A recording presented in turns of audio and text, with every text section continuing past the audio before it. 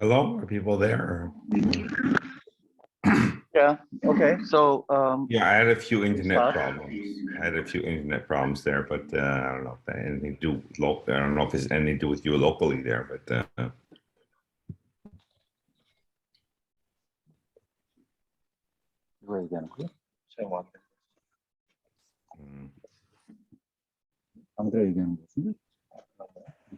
yeah, barely. I can hear you,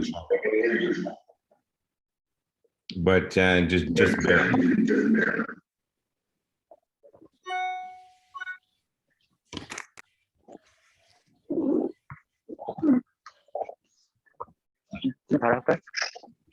okay, so we'll start the second day of our workshop, and we'll start with Emil Martinec from Chicago, and he'll talk about Stringy ADS3 CFT2. Emil, please. Okay. Well, thank you very much for the invitation. Not sure completely because I'm not working so much on TT bar or integrability these days. However, what I do have to say will touch a bit on that subject in the last quarter of the talk. So I hope you'll bear with me as I slog through a lot of formalism on worldsheet string theory to get there. So this is work that's been done in collaboration with David Kudasov, Bruno Balthasar, and Amit Givon. And then there was a brief follow-up paper that appeared today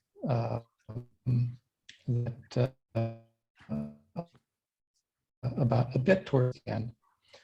So let's get to the subject. The subject is non-critical string theory, which has been a useful laboratory for understanding some conceptual issues in string theory. It emerged in the late 1980s as a situation where you could understand string theory non-perturbatively. And of course, this prefigured gauge gravity duality by a good 5 or 6 years. In hindsight, we can view it as perhaps the first example of gauge gravity duality, the duality between string theory in 1+1 dimensions and a certain matrix model to which it was dual. So a theory in 1 dimension less than the target space of the string theory. And those two are equivalent representations of the same physics. And so today we're going to find a rather close analog of that situation, which occurs in the context of ADS3 CFT2 duality. And this will be a non-critical version of that duality. And we'll find that the dual theory is a CFT2, which is based on, but not exactly equivalent to, a symmetric product orbifold. And we'll find the spectrum of the theory by thinking about the asymptotic of ADS3 and how it connects to the asymptotic region of the theory, and that's the core of the symmetric product. And what we'll find is that in order to make sense of this symmetric product and make it agree with the worldsheet theory, we'll need some sort of a wall. And the basic idea is that the usual picture of ADS3 has some structure like this. And we'll look at strings that essentially start from boundary, propagate in, and then come back out.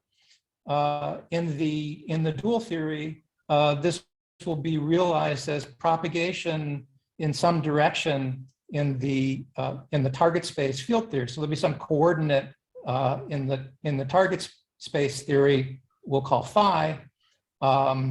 phi will be related to the radial direction in ADS. And so to mock up the property of things coming into the middle of ADS and coming back out, we'll need some sort of a wall causes things to come in and go back out. And so we'll construct that wall. Then once we've constructed, so basically the wall will turn out to be a particular deformation of the symmetric product that causes it to have interactions. And so not to be just a free string theory, but to actually have non-trivial interactions, and the interactions are what are going on in the middle of ADS space. And then all of that will be necessary preparation for discussion away from ADS3 to add in a linear dilaton region. And because the theory is related to a symmetric product, the linear dilaton region will be represented in the CFT as some sort of a TT bar deformation of the symmetric product structure. So that's where we're headed to, but to get there will require a good deal of preparation.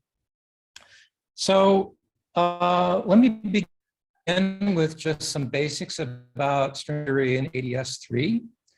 So generally in ADS holography, the perturbative evaluation of correlation functions can be done by a variation on Feynman diagram technology, where you make a out near the boundary of ADS, you let it propagate into the middle using something that's called the boundary to bulk or bulk to boundary propagator. And then several such perturbations coming in from the boundary can scatter, exchange bulk perturbations, and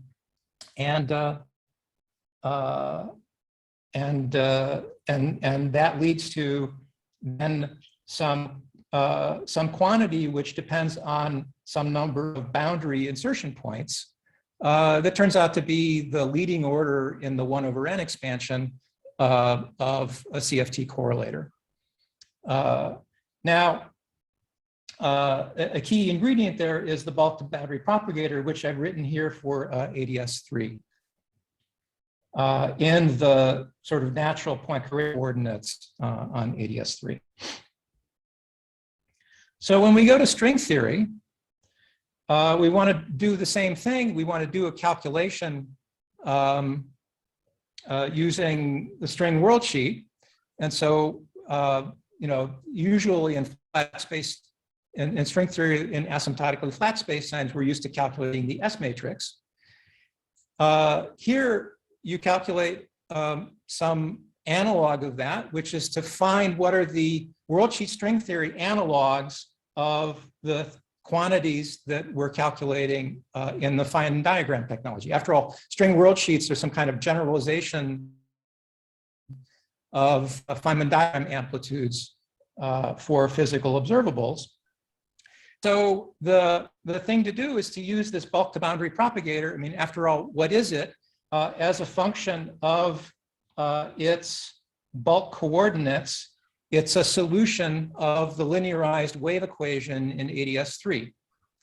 But it depends parametrically. And so to the extent that, what's an on-shell string vertex operator, it's a solution of the linearized wave equation in the target space. The bulk to boundary propagator can be a useful analog of that in ADS space. Okay, it depends. So it'll depend in the way we discussed in the previous transparency on the fields which are parametrizing the ADS bulk, but in a way that depends on parametrically on a pair of boundary points X and X bar.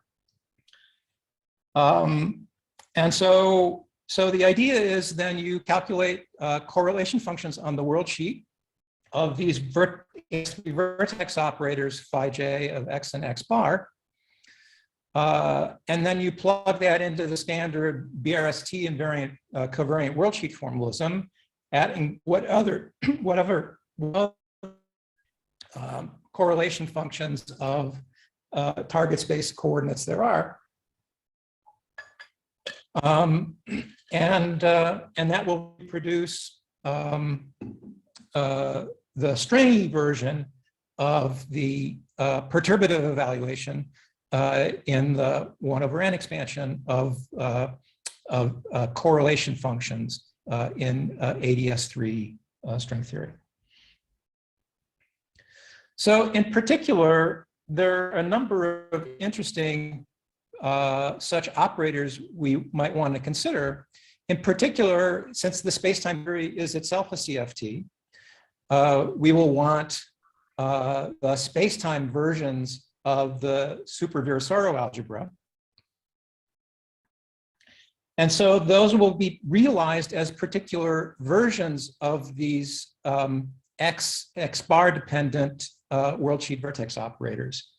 So I've written for you the stress tensor, the supercurrents, and for the n=2 subalgebra of the space-time symmetry algebra.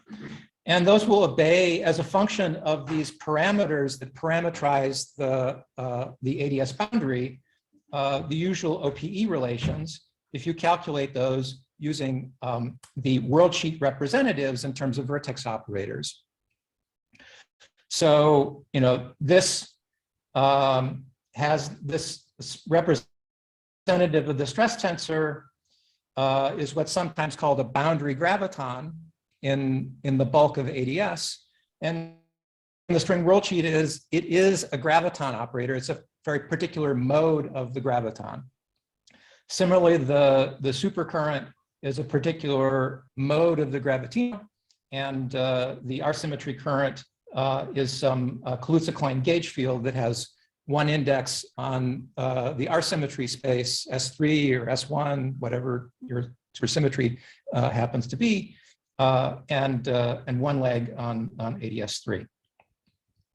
And one operator that will be in addition important is in the realization of this space-time symmetry algebra is the thing that plays the role of the central extension in the space-time Virasoro algebra.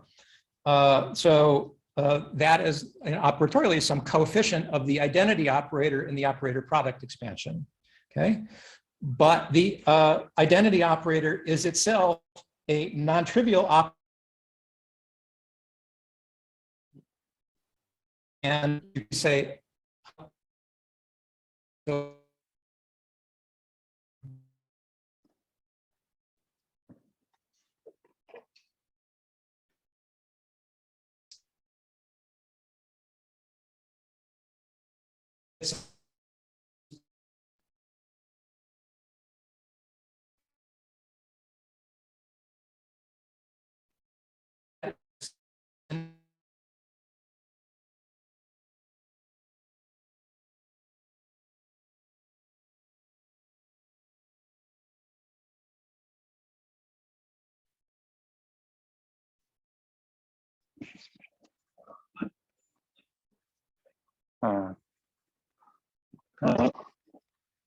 we lost the connection at the moment.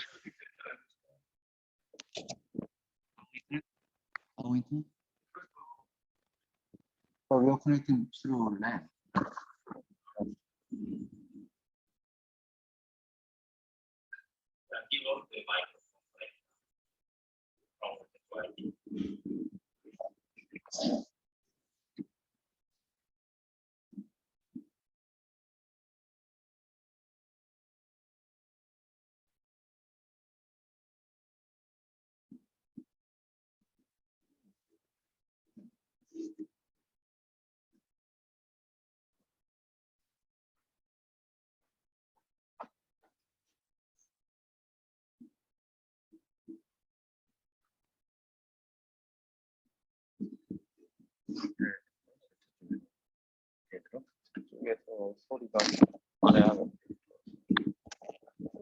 Hello?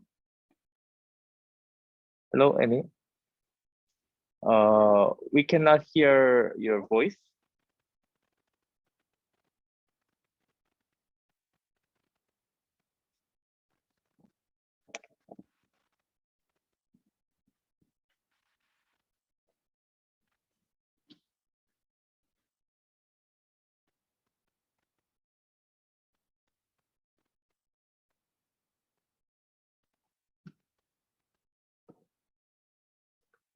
Hello, Emil.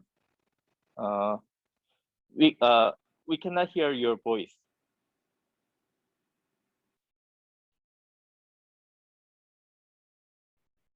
No, we cannot hear. No, there is no sound, no voice or.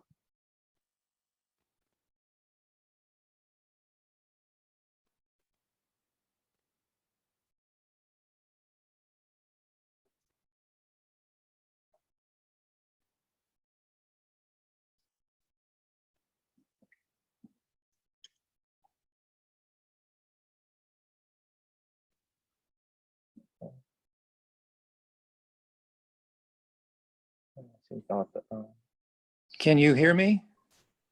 Yes, now it works. Okay.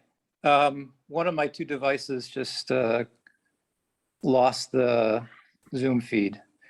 I'll see if I can proceed on my iPad alone. My apologies.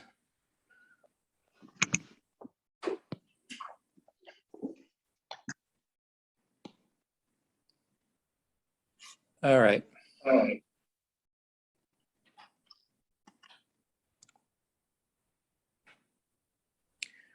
So let's see, where was I? Right. So I was about to stress the importance of this identity operator in the worldsheet theory. So the identity operator in space-time is itself a non-trivial vertex operator. It's essentially the zero mode of the dilaton, which is a fixed scalar in this background. And so its expectation value is indeed a constant, which measures the number of fundamental strings that are dissolved in the background. And it's central because these coherent state parameters x and x bar are such that the x and x bar derivatives of these operators are not zero as operator statements, but as expectation values, and so only up to BRST commutators in the worldsheet formalism. So they're, on the one hand, sort of non-trivial on the worldsheet, but in an S matrix sense, they are trivially essentially constant. Okay. But the fact that the identity operator is a non-trivial operator on the worldsheet will have important consequences. So, let's think a little bit more about these worldsheet vertex operators that are the main actors in constructing space-time correlators. And it's convenient to work not just in the X basis, but in a kind of a Fourier dual basis, which may be more familiar to some. These are the more standard vertex operators where, say, if we're in a highest weight representation, you start with m equals plus or minus j, and then go up or down by ladder operators, which are the raising and lowering operators of the Virasoro algebra, L plus or minus 1 in space-time. And so those operators, those Fourier dual operators, have two asymptotics if you go near the ADS boundary. The leading asymptotic is a non-normalizable fall-off with some power law dependence on the light cone coordinates on the ADS boundary. And then there's some reflection coefficient times sorry, a normal. I have a Yes? question. So, Yes. what is the Fourier transformation is with respect to x or some other coordinate? Probably with respect to x. So it's something on the order of phi j m bar is the integral of d2x x to the I think it'll be j minus m x bar to the j minus m bar. I may be off by factors of 1 and so on, phi of j, x and x bar. Okay. So it's that sort of structure. Let me put a wiggle here. So this is, up to normalizations and plus or minus 1 in various exponents, but it's roughly that. Okay, thank you. And so as I was saying, there's a subleading power law, which if j and j bar are not related by integers, then you can pick off uniquely. Sorry, if j minus 1 is itself not an integer, then these are, this subleading asymptotic is not buried underneath the leading asymptotic expansion of the leading term. And so you can then pick off this reflection coefficient. Basically, what it's representing is that strings can start off near the boundary, propagate in, and then bounce back out, and they bounce back out with, as a consequence of propagating through the non-trivial bulk geometry, they can propagate out with a subleading asymptotic. Okay. And as usual, you can think of the normalizable wave functions, that is the things that actually correspond to states which have bound state wave functions that die off as you go to the boundary. Those are realized as poles in this reflection coefficient, just as in usual quantum mechanics. And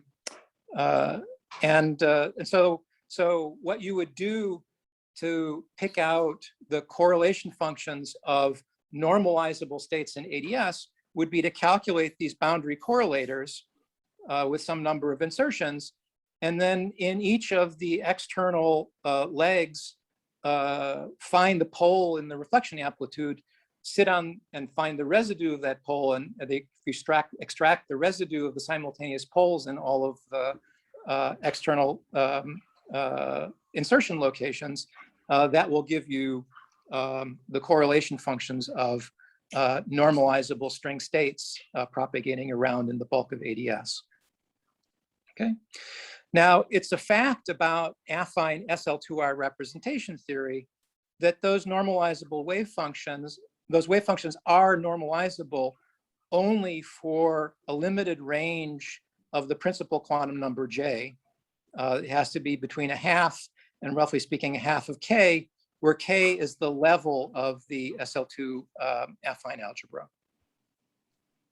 In particular, it'll be important for us that when K is less than 1, so we're in a very stringy regime, because it's the fact that R ADS over L string quantity squared is equal to K in what we're doing.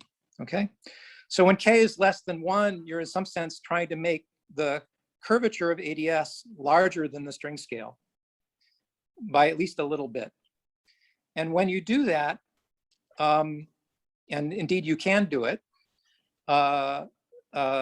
you could still solve for all the SL2 correlators, because the correlators are analytic functions of the level K. And so if you solve them for K bigger than 1, you'd solve them for K less than 1. And so in that very stringy regime, you find that the representation with J equals 1 is not normalizable. But that's a little funny. The identity operator in space-time is just such a vertex operator. So that tells you immediately one interesting fact, which is that the identity operator does not correspond to a normalizable state in ADS string theory for K less than 1. But what would that normalizable state be? It would be the SL2R invariant vacuum of the theory. That's usually the state that's associated to the identity operator in CFT2. So what this is trying to tell you is that that there is no SL2R invariant vacuum in ADS3 string theory for K less than 1. there's another bit of technology that we'll be needing, which is a phenomenon called spectral flow. So how does it work? If we back off from this very stringy regime and go back to large K, which is the semi-classical regime, then semi-classically, the solutions of the equations of motion of the SL2R Wess-Zumino-Witten model are some group elements, which are functions of the worldsheet coordinates that factorize into a left holomorphic and right holomorphic group elements. And so in particular, the highest weights, so the semi-classical version of a highest weight state corresponds to a geodesic, which just propagates up the middle of ADS. So it's sort of a completely unexcited, just string, just sort of point-like and sits in the middle of ADS and then moves forward in time. And these coherent state vertex operators, these phi of x and x bar, their semi-classical versions are coherent state geodesics, which oscillate around in the middle of ADS. So that's sort of the semi-classical interpretation of these phi of x and x bar, is that they're sort of concentrated on around geodesics in ADS. Rather, I should say, or sorry, the normalizable states that you would get by going through this LSZ reduction procedure starting from those vertex operators would be these geodesics. And then what does this phenomenon called spectral flow do? It basically multiplies left and right by some exponential of sigma 3, which has the effect of sort of spinning up this geodesic. So if we start with one of these excited geodesics and execute the spectral flow, what it does is take this geodesic and basically spins it around the center of ADS to create something shown in the right, which is a kind of a breathing excitation of the string as it propagates up and down ADS. So that's a spectrally flowed bound state representation. But what you find also are spectrally flowed unbound states that correspond to strings that propagate in from the asymptotic boundary, strings that wind the asymptotic boundary. And for spectral flow by W units, they wind the asymptotic boundary W times.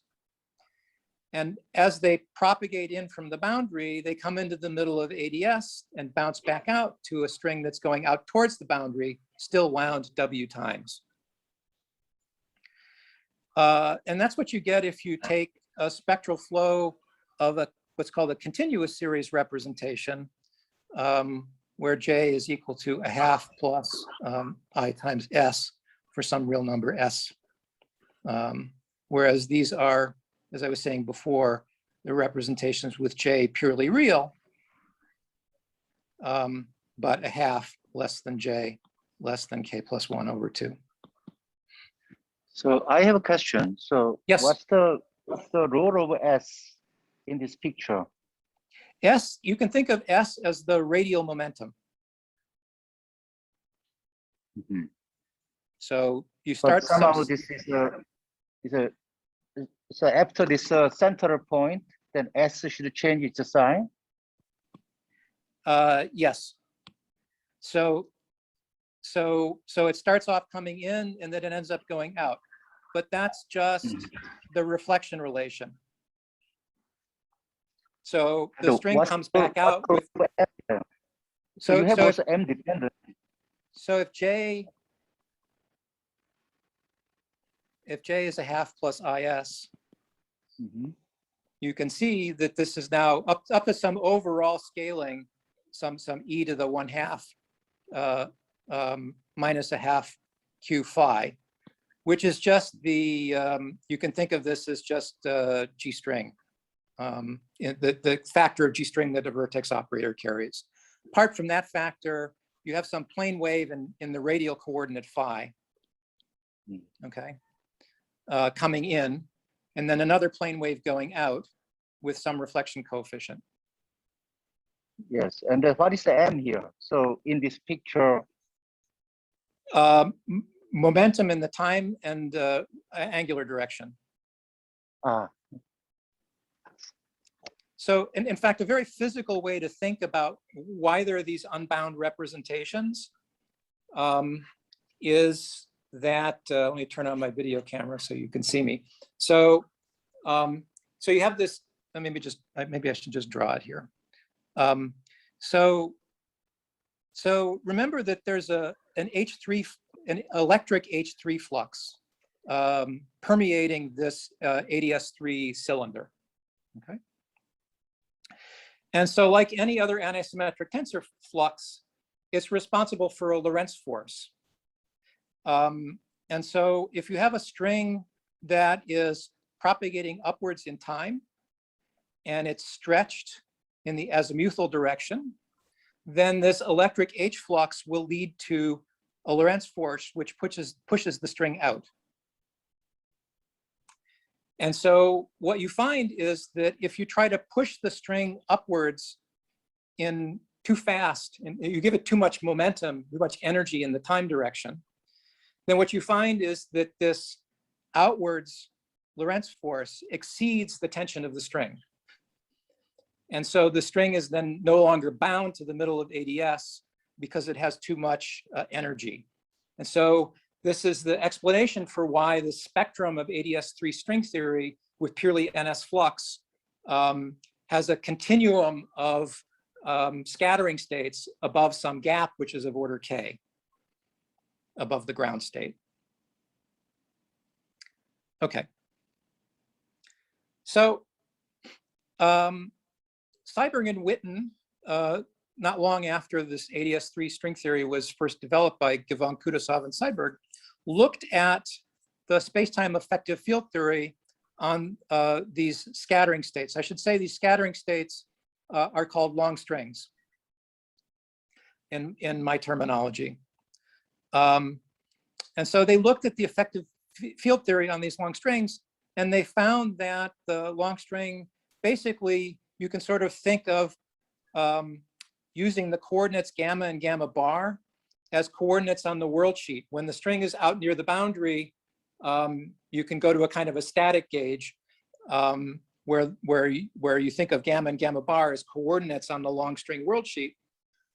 And then the remaining coordinates, the radial coordinate in ADS, together with the transverse coordinates to ADS, form the field space of an effective field theory. And what you find is that the radial direction has a linear dilaton with a particular slope. And one of the hallmarks of that linear dilaton is that it changes sign when you go between k bigger than 1 and go to the sort of non-stringy regime into the stringy regime. The slope of this linear dilaton changes sign.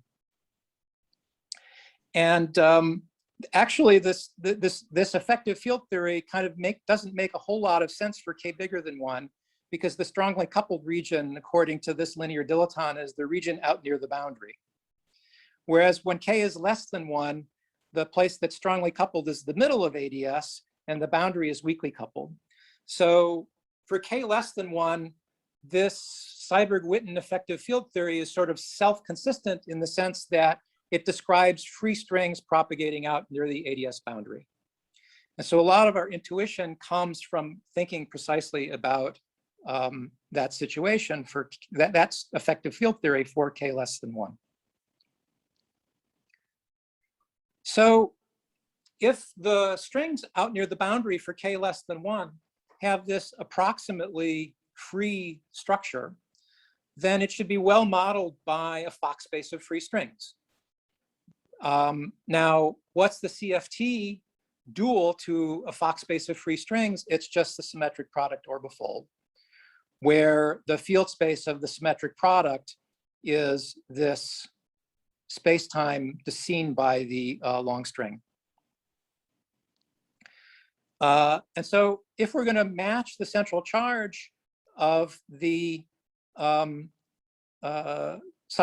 effective field theory plugged into the symmetric product structure, then we have to match the central charge as computed from the worldsheet.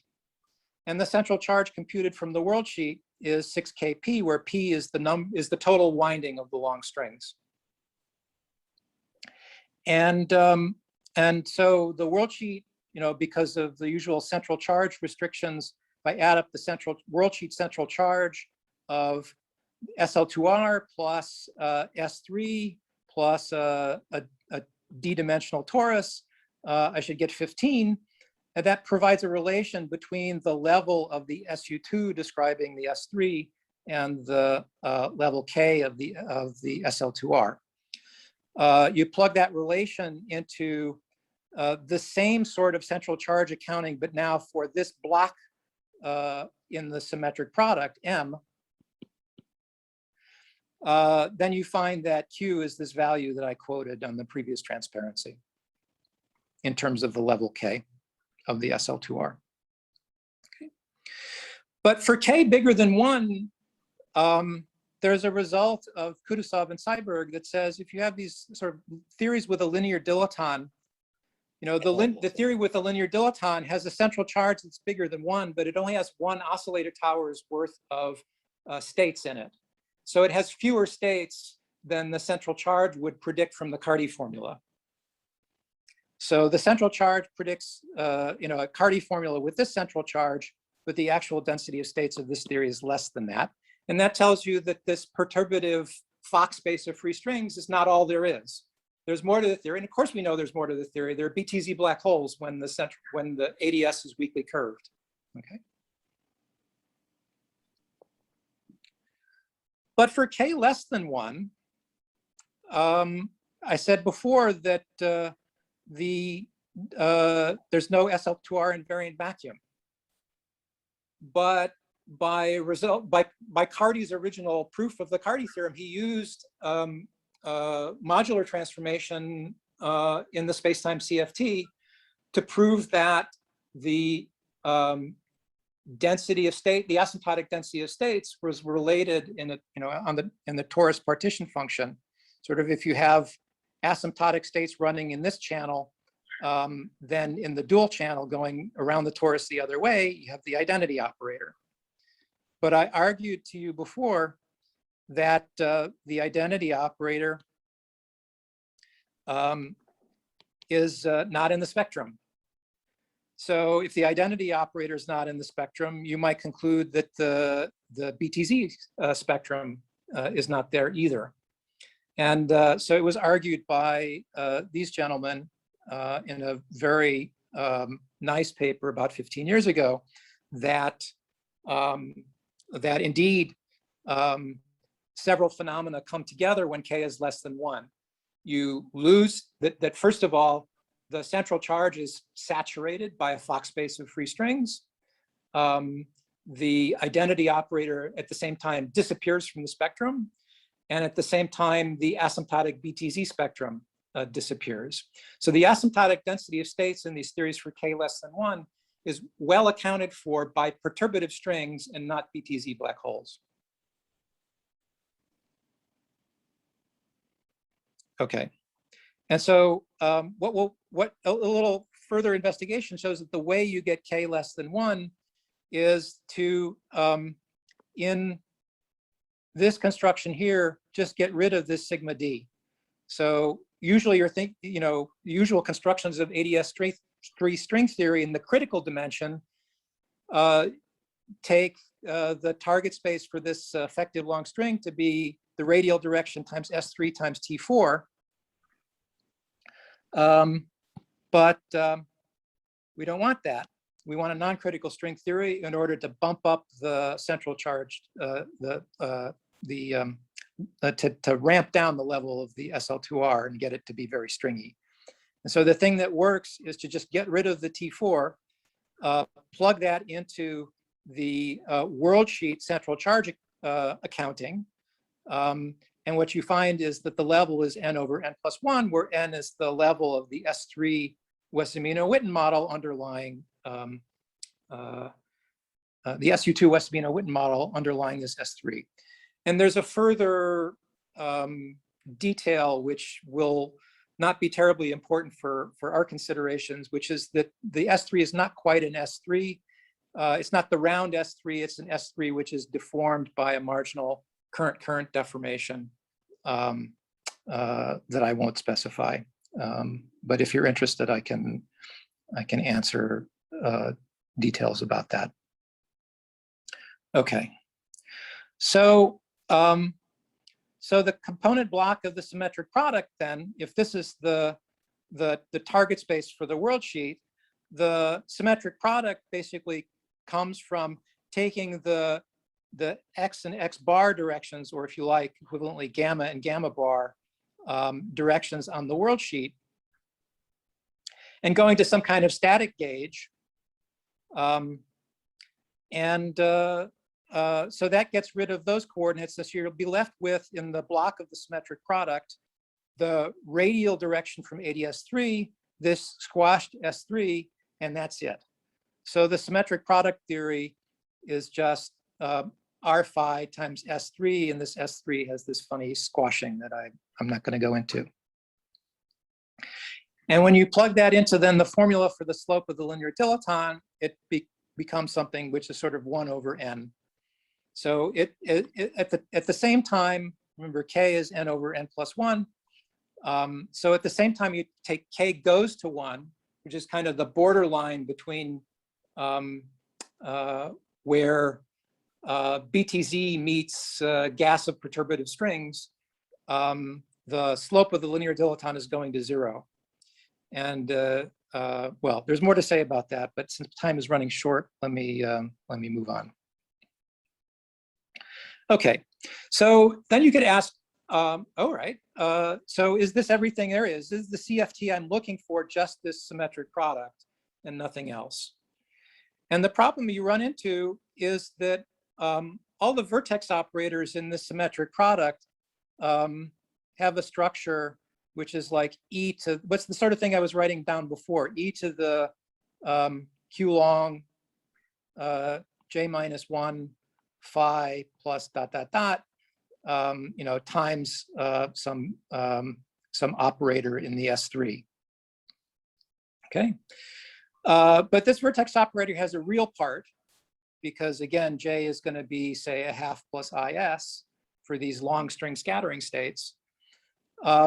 And that real part is a killer. It means that either this vertex operator is blowing up and is non-normalizable in either the region of phi goes to plus infinity or the phi goes to minus infinity. And well, not surprisingly, because the strong coupling region, as I said before, is the region near the center of ADS and not the ADS boundary for k less than 1. The place where the vertex operators are badly behaved is what corresponds to the center of ADS. And that may be not too surprising, because that's the place where the long string approximation, the sort of static gauge that we're using, is breaking down. And so you might expect that something funny is going on there. And you know, the worldsheet says, though, that nothing funny is going on in the middle of ADS, right? The strings just come in from the middle, they you know, collapse, and then they re-expand with a phase shift. So pretty benign. And so, but that's not the behavior that's happening here, because, you know, if I start off in some plane wave state with some ingoing radial momentum and there's nothing to reflect that, you know, if the theory is just in the phi direction is just free field theory, it just keeps going on into strong coupling and never coming back. So we need to erect some kind of a wall, as I was saying before at the introduction. We need some kind of a wall that causes strings that are coming radially inward to bounce back out like they do in the worldsheet theory. So that has to be some feature of the spacetime theory in order to match the worldsheet. So the working hypothesis is that there's a worldsheet theory, which is worldsheet string theory for k less than 1 on, you know, ADS3 times this squashed S3. And then that's dual to something which is asymptotically some kind of symmetric product, R phi times S3, same squashing, to the P mod the symmetric group. That just is the symmetry of identical things, identical strings. And so however, there needs to be some kind of wall that causes this asymptotic structure to match the properties of these long strings once they get into the middle and reflect back out. And so what is that? It took us quite a while to find it. And the trick that we use to find it is to think about the structure. If we take the theory, this what we call the block of the symmetric product, this theory I'm calling M, it has lots of holomorphic structure. Because there's no wall before we put one in, phi is just a free field. So d phi is a holomorphic operator and d bar phi is an anti-holomorphic operator. And then the S3 conformal field theory has a lot of structure to it as well. The J3 that I deformed this by still preserves the J3. And so there's also a holomorphic U1 current lurking there, plus all of the Virasoro, since this is a tensor product of this theory and this theory, the two Virasoros separately of those two factors in the tensor product and their supercurrents and all of that structure is holomorphic. But when we look at string theory in ADS3, there isn't nearly so much holomorphic structure. There's just super Virasoro and that's it. So the block of the symmetric product, and by the way, everything that you would get by looking at the enveloping algebra of all of those holomorphic currents, all of that structure can't be there in the whole theory. And so that's the clue to how to find this wall. It's whatever violates the holomorphy of all these unwanted extra currents. So, okay, how to get at it? Well, we have this worldsheet machine that computes for you in 1/n perturbation theory, or I should say 1/p perturbation theory. P is the thing that plays the role of n in other contexts, in gauge theory contexts. So in the 1/p expansion, the thing that computes correlators is are some worldsheet vertex operators. So you're instructed to find the vertex operator that's dual to d phi in the boundary theory. And then, so that's supposed to be not holomorphic. So let's take the thing that plays the role of d by dx bar of that operator in space-time. Well, that's just the L-1 bar generator of the Virasoro algebra, and I gave you several slides back what that was as an operator on the worldsheet as a component of the stress tensor.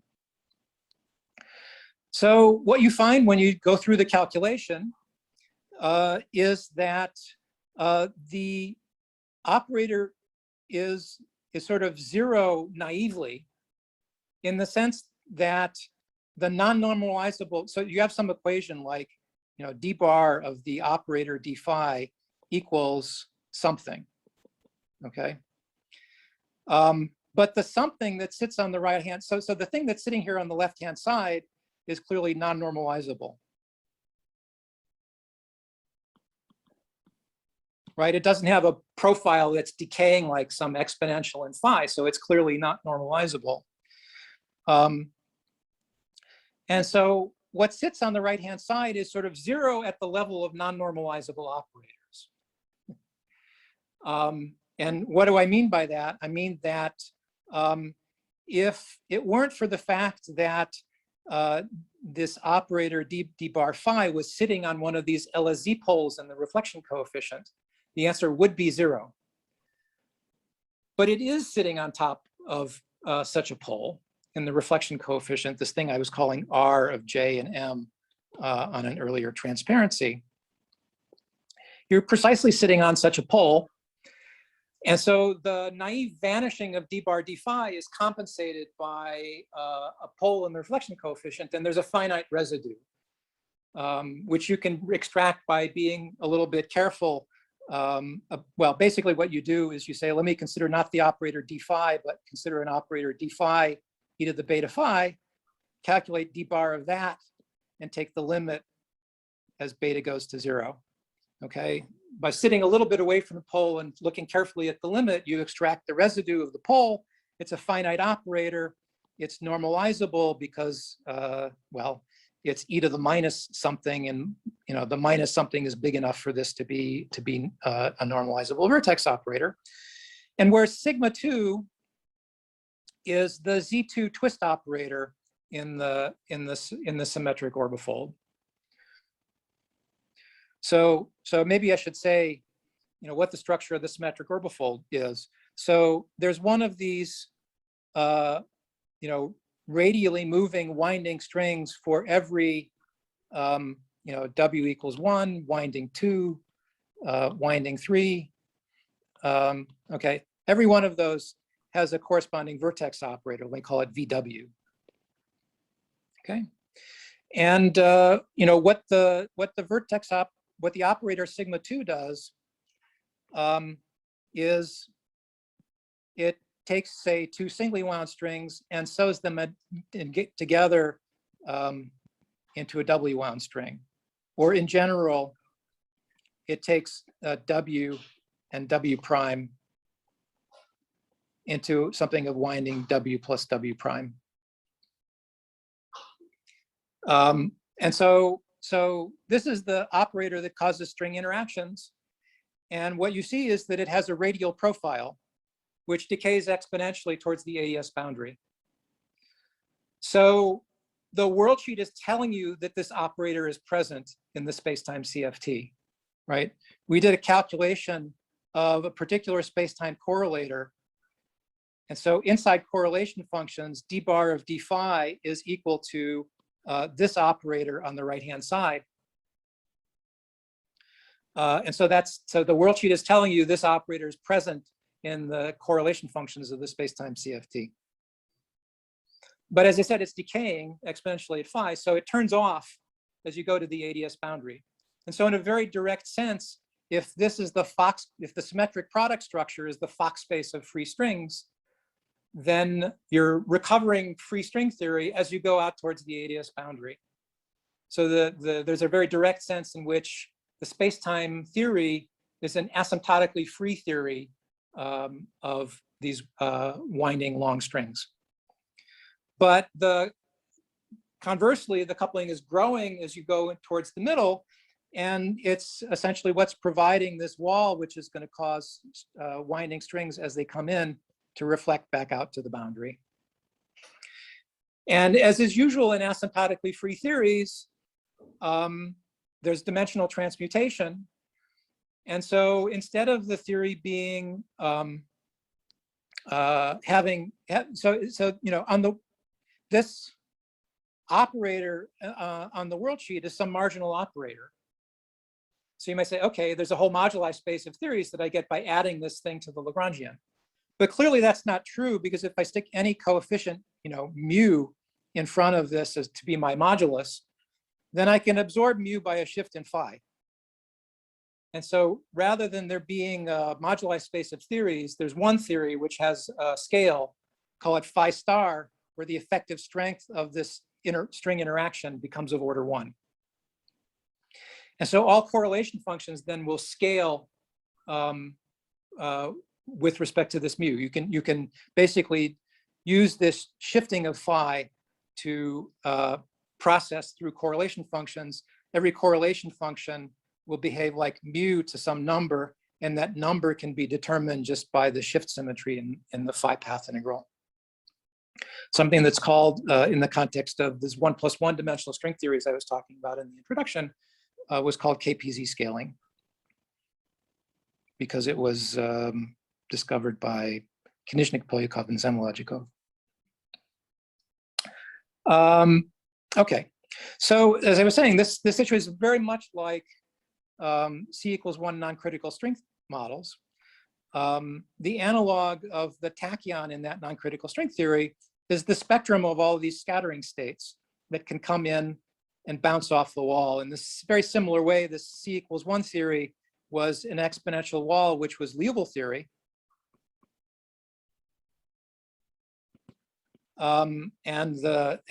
Described the radial direction of the 1+1, the one spatial dimension of 1+1 dimensional string theory, which again had a linear dilaton, which was growing in the IR.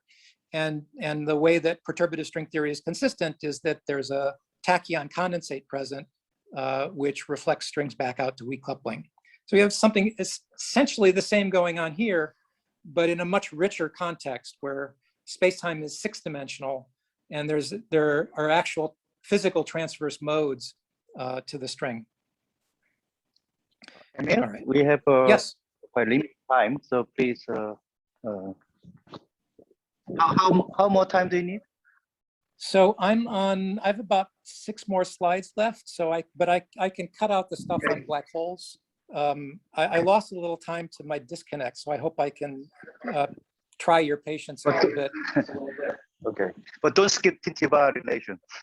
Yeah, I realize that's the purpose of this conference. So let me describe that next. Okay.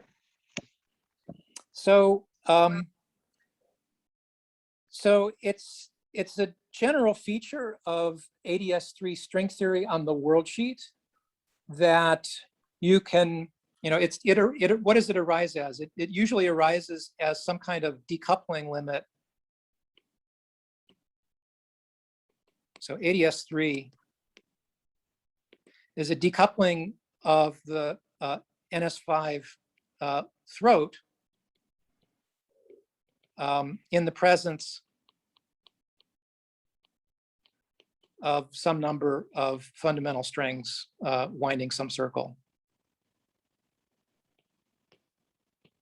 What is that circle? That circle is basically the azimuthal direction of ADS3.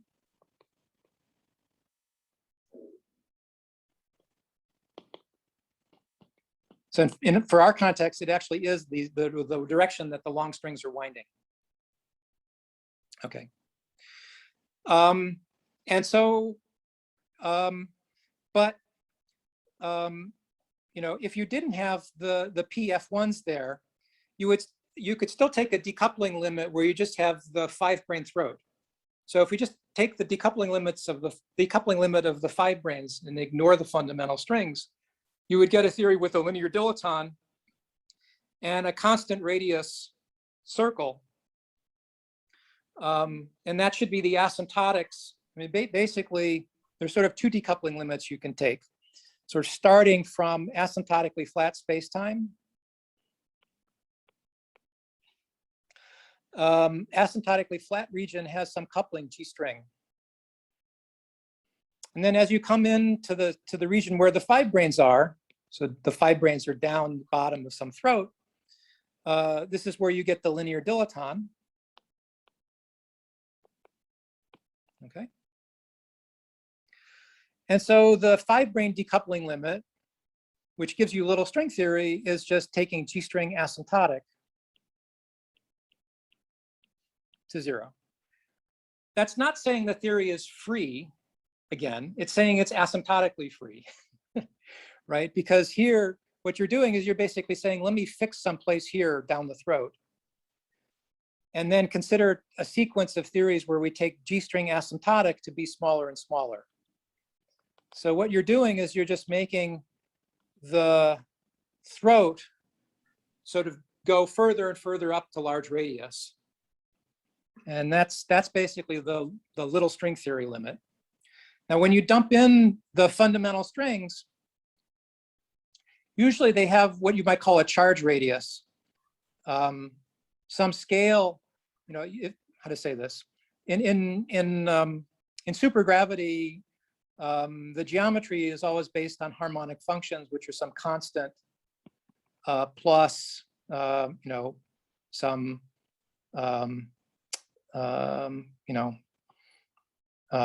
number over r to some power. And taking the decoupling limit is usually taking this constant to 0. So for instance, in the 5-brane decoupling limit, the appropriate 5-brane harmonic function is 1 over G string squared plus L string squared over R squared. And so, sorry, wrong power. G string squared plus L string. So G string goes to 0, precisely gets rid of the constant in the harmonic function, leaves you a power law scaling harmonic function, which is the throat decoupling limit. And so if you take the 5-brane decoupling limit, but not the 1-brane decoupling limit, what you're left with is a scale, some scale in R where this constant becomes important. And this, so for larger values of the radius, you'll be just left with this going to a constant and the geometry asymptotes to the 5-brane geometry. Whereas for smaller radii, you're essentially decoupling both the 1-branes and the 5-branes, and that's where you should see some ADS3 geometry. And what controls that is basically the radius of the circle that the strings are wrapped on. If you take the radius of that circle to infinity, then you have ADS3 geometry going all the way up to r equals infinity. But if you keep that radius finite, the radius, the proper size of that circle grows exponentially in the ADS3 region. And then when it reaches the size, the asymptotic size, it saturates and becomes constant. And what you would like as a worldsheet person is to find some kind of exactly solvable worldsheet theory that describes this geometry. And so what it turns out is that there is such a worldsheet theory. It's now not just a pure Wessomino-Witten model, but it's a Wessomino coset, where you basically put both factors you're interested in. You put in the SL2R geometry that describes ADS3, as well as the cylinder geometry that describes the asymptotic part. And the way, so that's too many dimensions. Our target space is only supposed to have 6 in this non-critical model. And so the way you fix that is by gauging away 2 of them. But in the details of the gauging, what you find is that when you're at small radius, you're mostly gauging away this piece, leaving the ADS3 untouched. So the geometry will be locally ADS3 in the infrared. But the structure of the gauging, the gauge orbits are mostly eliminating the ADS3 part when you're at large radius, leaving the cylinder geometry. And so, so we now have what we want, a worldsheet theory that we can use to describe what's going on, just like we had before for the pure ADS3.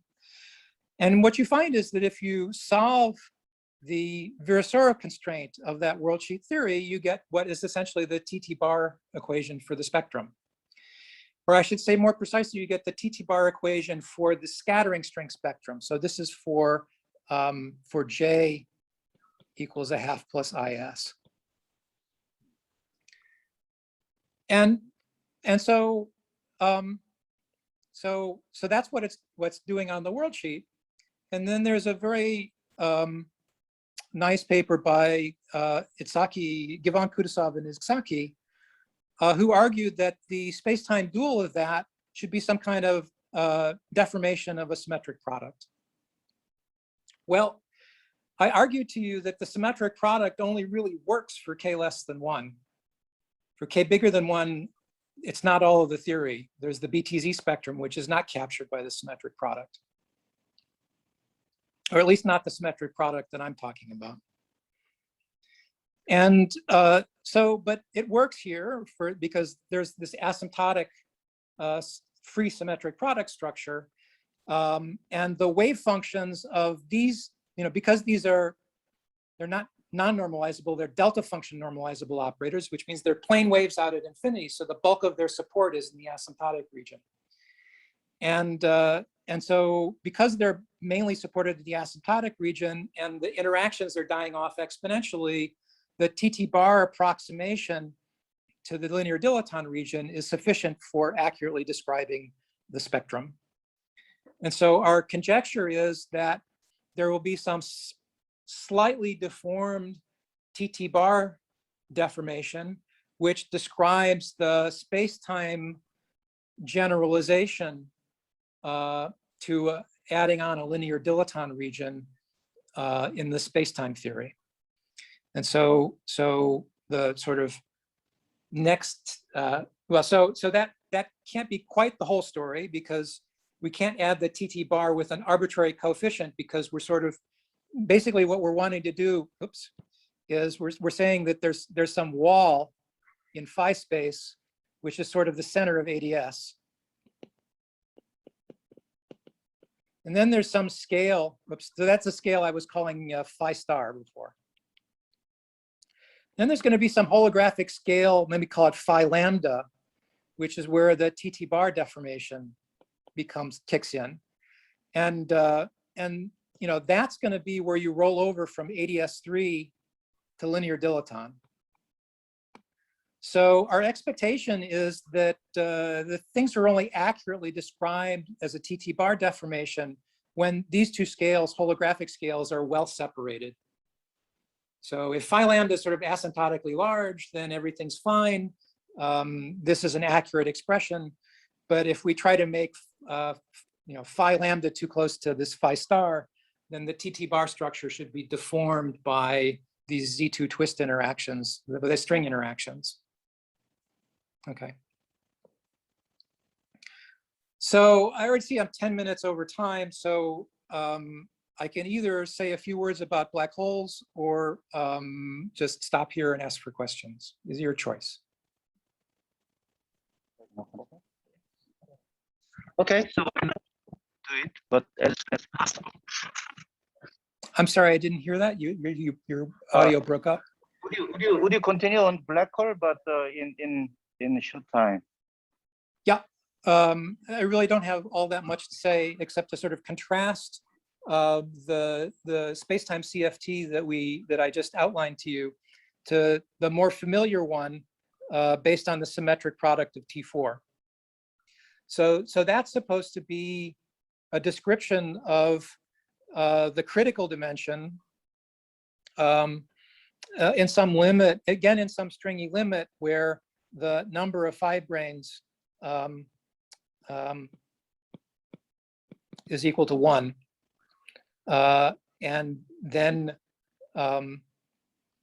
you have still P F1s.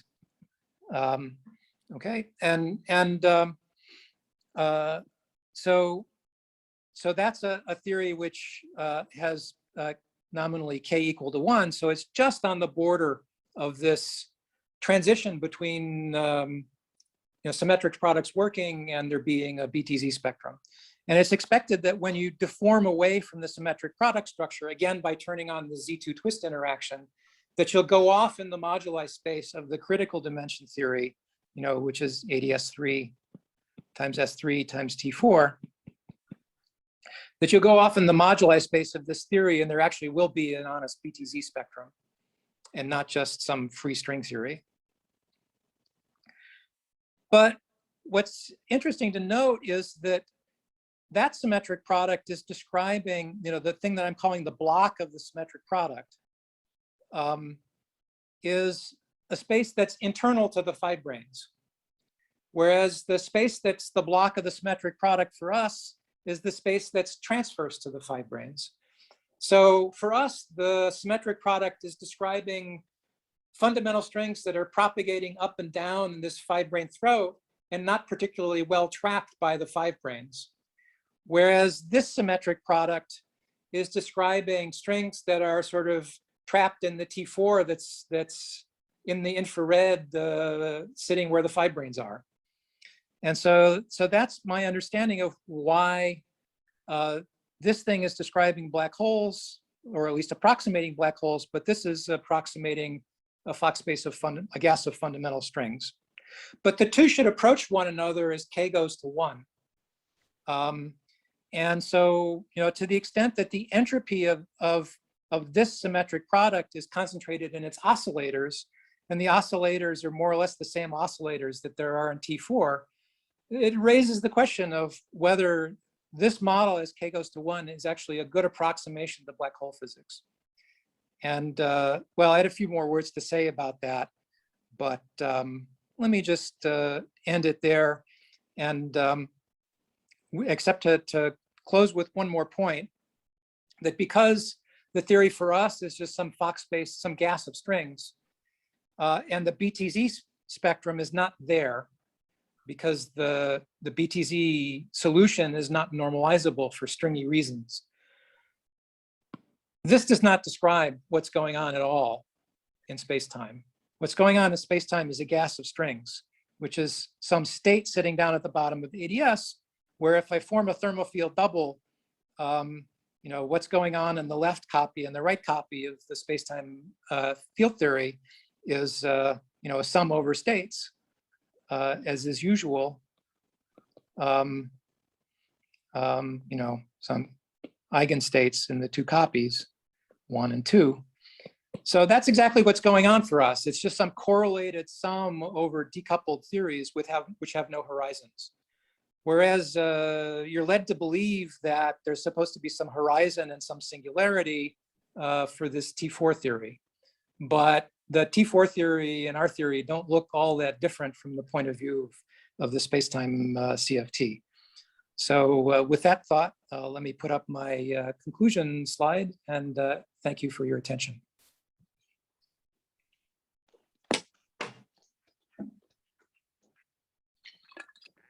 We are behind the schedule. I'll take some 1 or 2 urgent questions. Thank you for the great talk. Yeah, I really, yeah, it was very nice. And I have a question on the black hole. So actually, I have many questions, but let me ask you first one question. So you in the previous slide, you talk about the black hole and it's later Sommerfeld double. It just looks like, are you have in mind like first ball like situation? So I just wonder sorry, how. What situation? The first ball. Yes. Like. That's, so that I just wonder yes. how to describe the string in the like a black hole background and so on. So this is the way to deal with the string in the black hole. Yeah. So I think what I'm telling you is that for k less than 1, the asymptotic spectrum should be thought of as always as fuzzballs, but a sort of a trivial fuzzball, which is just a gas of perturbative strings. And my question is to what extent does that gas of perturbative strings approximate a black hole when the energy gets large? Because the perturbative, so the thinking here is that, you know, this ADS we're describing is something which in the space-time CFT is sort of weakly coupled here, but strongly coupled here. And so it's not that the strings are weakly coupled. You know, if I have a very highly excited string that's sitting down here in the middle of ADS, it's some strongly coupled thing which is undergoing some kind of fast scrambling. And so you know, I don't expect the spectrum of highly excited states to, for instance, be integrable. I should expect it to be chaotic. And so they're sort of, you know, you know, there may be some nice integrability structure in this theory, which we're interested in exploring, because all of this large tower of higher spin symmetries that I told you about, I used to get the wall, right? They were all softly broken by the wall, but they were just softly broken. So the question is, do they have any residual power, some kind of softly broken word identities that could, you know, lead you to some at least partial understanding of the correlation functions? But I don't expect it to be supremely powerful to dictate the whole theory, because I expect the highly excited spectrum to be much more similar to a black hole. Can I also ask a question? Yeah. Nice talk, Emil. So I have also many questions, but let me just boil it down to 2. So the first one is maybe you could like explain briefly how to get the discrete representations out of your prescription. So if you're in the symmetric orbifold with the wall, then you need to look at some kind of you need to look at. So yeah, that is a big open question for us. So we've told you what the wall is, and then we need to know enough about that wall to be able to pull out the poles in it in the correlators that tell us where those discrete representations are. I mean, I can compute the correlators for you. Then I know how to do. So the world on the worldsheet, there's not much to do, right? The discrete representations are already worked out for you by the spectrum of, you know, solving the Virasoro constraints of ADS3 string theory with k less than 1. So there's not much to do. What the task is to take the space-time CFT with this exponential Z2 twist wall, and then it has to have a bound state spectrum that in the 1/p expansion, leading in order in 1/p, matches what we already know from the worldsheet. Okay, that's the exercise. To keep on building out the holomorphic dictionary between the worldsheet theory and the space-time theory. So, Right. we're sort of in this situation when people were first doing non-critical string theory back in the late 80s, there was no solution to Liouville theory, right? Liouville theory wasn't solved until like 5 years later. So people were kind of operating blind and, doing things like, computing correlators in conformal perturbation theory in this mu parameter that I was talking about. But, the details of the exact correlation functions weren't known for quite a while. So we're kind of in that region right now where we kind of we derive the wall. So we know that there's some analog of a Liouville wall, but we don't know the correlation functions that it generates. Okay, maybe I send you a private mail afterward. Absolutely. The other thing I wanted to ask is, as you mentioned, everything is analytic in K, the correlators for sure. And so you might argue that you just take your correspondence for K less than 1, and you just analytically continue in K. And so at least in perturbation theory, nothing should go wrong in string perturbation theory for going from K less than 1 to K bigger than 1. And now, of course, you might worry that there's no BTZ black hole, but still, also in string theory, we don't really know non-perturbatively what we should do. So you could say, okay, the symmetric orbifold, even for K bigger than 1 with the wall, is a consistent non-perturbative completion of your perturbative string theory. Would you agree with that statement? No, and for the following reason. Remember that very early on, there was this picture of the Seiberg-Witten effective theory, where the slope of the linear dilaton flips sign as you go from K less than 1 to K bigger than 1. So everything for K less than 1 is self-consistent. This theory is asymptotically free, and the center of ADS is strongly coupled from the spacetime CFT perspective. And it's supposed to match what worldsheet theory has said, it tells you is something absolutely benign, which is that low energy strings just bounce off the middle of ADS3 and come back out. Yeah. When you go to K bigger than 1, then it's the asymptotic region that's the strong coupling region, and it's the center of ADS that's weakly coupled. And so this whole picture of the building up what the spectrum of the theory is by doing some kind of asymptotic analysis fails at the get-go. Well, but the actual correlators just agree because they're analytic in K on both sides. I mean, I agree that I don't understand, you don't get these asymptotic states, and that's confusing. But if you're blind to that and you just compute the correlators on both sides, you will find perfect agreement. So I'm trying to understand how that just numerical agreement coincides with this picture breaking down. But yeah, I also don't want to hijack the discussion. Okay. Yeah, I'd be interested to discuss that further. Yeah. Okay, so it's time to start. So let's thank speaker again. So very nice talk. Thank you. Let's move on to the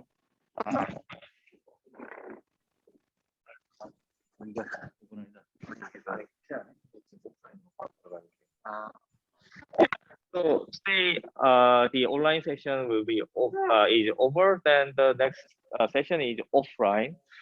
So let's meet in the afternoon session. Thank you for attending the morning session. Yeah, see you at 4:30 in Seoul time.